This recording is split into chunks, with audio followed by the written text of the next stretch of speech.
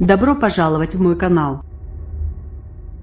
Un entretien chez Pôle emploi Crédit AFP publié le 27 122 017 à 04:30. Une réduction des allocations de 50% pendant 2 mois. Un rapport d'activité mensuel à remplir. Le ministère du Travail envisage de durcir les sanctions à l'égard des chômeurs dans le cadre de la future réforme de l'assurance chômage. CEST se croit sur le canard enchaîné daté du 27 décembre, citant une note confidentielle du ministère du Travail.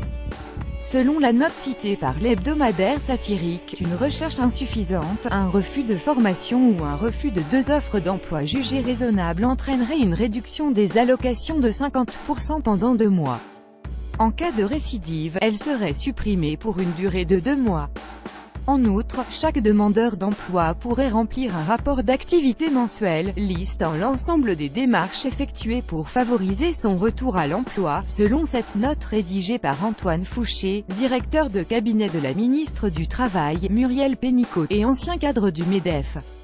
Pierre Gattaz, numéro 1 du MEDEF, avait suggéré en octobre un contrôle journalier, hebdomadaire ou mensuel des demandeurs d'emploi, suscitant un tollé. Actuellement, en cas de recherche d'emploi insuffisante ou de refus de formation, un chômeur peut voir son allocation réduite de 20% pendant 2 à 6 mois. En cas de manquement répété, l'allocation baisse de moitié pendant 2 à 6 mois, voire est supprimée définitivement.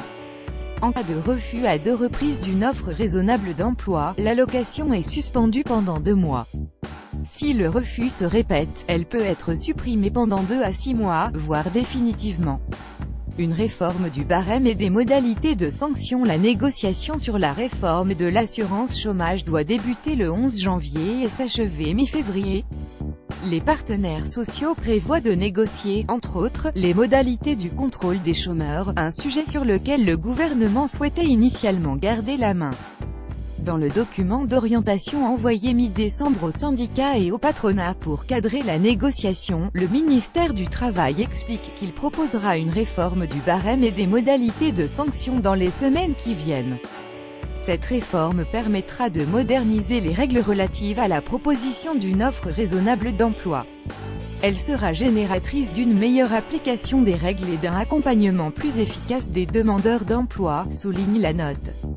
Le 22 novembre, Pôle emploi a dressé le premier bilan du contrôle des chômeurs, entamé fin 2015. 269 000 contrôles ont abouti à 14% de sanctions. La rédaction vous recommande lire la